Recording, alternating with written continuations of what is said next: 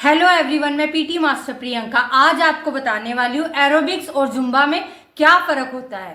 आजकल sports teacher की job में सबसे बड़ा चैलेंज है जुम्बा और एरोबिक्स स्कूल में करवाना।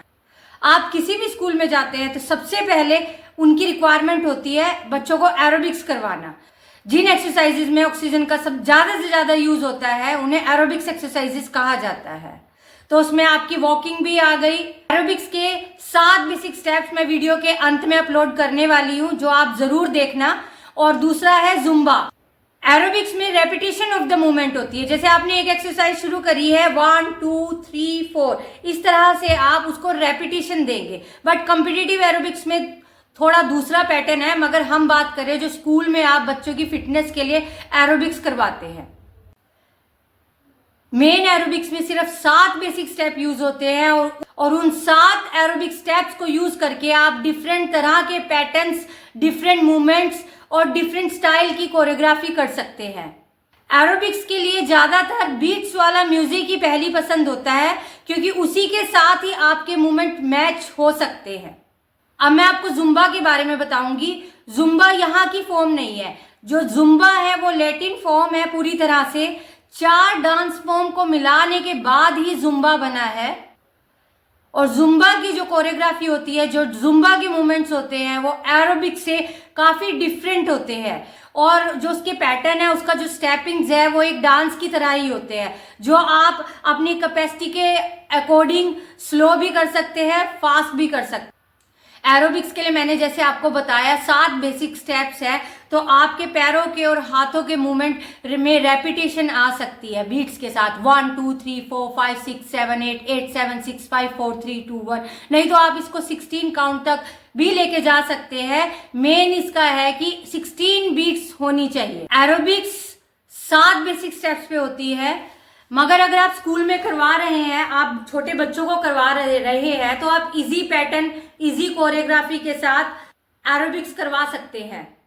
एरोबिक्स अगर आप बच्चों को करवा रहे हैं तो इजी एक्सरसाइज के साथ, इजी मूवमेंट के साथ आप बच्चों को करवाना शुरू करिए। और एक एक बेसिक स्टेप आप एक एक कर सिखाए और हर बेसिक स्टेप के साथ डिफरेंट हैंड मूवमेंट्स करवाइए। बेसिक स्टैंडिंग मूवमेंट एरोबिक्स में करवाने के बाद आप आगे और पीछे मूव करना एरोबिक स्टेप्स में करवाइए। और हम यहाँ पे कॉम्पिटिटिव एरोबिक्स की बात नहीं कर रहे हैं, हम सिर्फ जो स्कूल में एक स्पोर्ट्स टीचर एरोबिक्स करवाता है उसकी बात कर रहे हैं। तो उसमें आप इजी स्टेप्स भी मिक्स कर सकते हैं। एरोबिक्स अगर आप बच्चों को करवा रहे हैं तो इजी एक्सरसाइज के साथ, इजी मूवमेंट के साथ आप बच्चों को करवाना शुरू करिए। और एक एक बेसिक स्टेप आप एक एक कर सिखाए और हर बेसिक स्टेप के साथ डिफरेंट हैंड मूवमेंट्स करवाइए। और अपनी तरफ से एरोबिक्स स्टेपिंग्स को थोड़ा आगे पीछे भी कर सकते हैं, क्योंकि हमारा मेन मोटो है बच्चों का इंजॉयमेंट, बच्चों की फिटनेस, और जिसको बच्चे इंजॉय करें, प्रेशराइज होके वो नहीं करें। क्योंकि हमारा मेन काम है बच्चों का रिक्रिएशन करना, जो बिल्कुल भी प्रेशर के साथ नहीं होता है। आप भी इंजॉय करिए और आपके स्टूडेंट्स भी इंजॉय करें।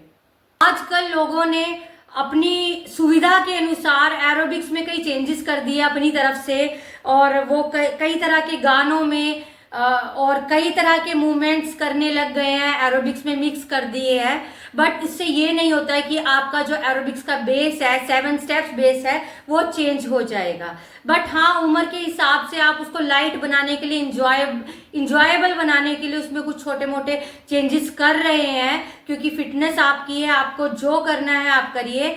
मगर अगर आप कुछ सीखना चाहते हैं, अगर आप एरोबिक्स अच्छे तरह से सीखना चाहते हैं, तो आपको सबसे पहले इसके 7 बेसिक स्टेप्स पर ध्यान देते हुए ही अपनी कोरियोग्राफी मेंटेन करनी पड़ेगी।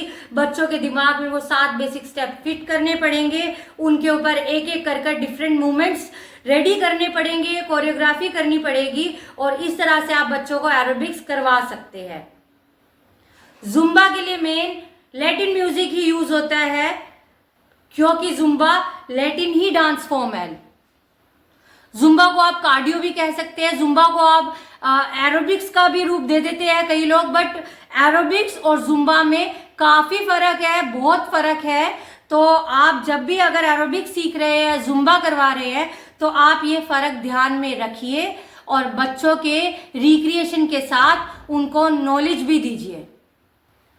तो मैं आपसे कहना चाहती हूँ एरोबिक्स और जुम्बा में जो भी डिफरेंस है उसको ध्यान में रखते हुए अपने बच्चों को ट्रेन करिए, बड़ों को ट्रेन करिए और उनकी एज को ध्यान में रखते हुए उन्हें एरोबिक्स और जुम्बा के इजी स्टेप्स कराइए और ज़रूरत पड़े तो बीच में थोड़े से डांस के मूवमेंट भी डाल सकते हैं जिनको बच्चे अच्छे से एंजॉय करें। मगर अगर जो सीखना चाहते हैं, जो बेसिक सीखना चाहते हैं, उनको आप सही तरीके से एरोबिक्स और जुम्बा के रूल्स डालकर ही सिखाएं।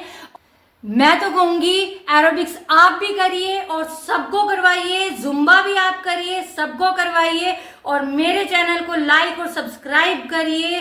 लास्ट तक देखने के लिए धन्यवाद। मगर अभी आपको देखने हैं एरोबिक्स के 7 बेसिक स्टेप्स जो अब मैं इस वीडियो में ऐड कर रही हूँ। Thank you very much.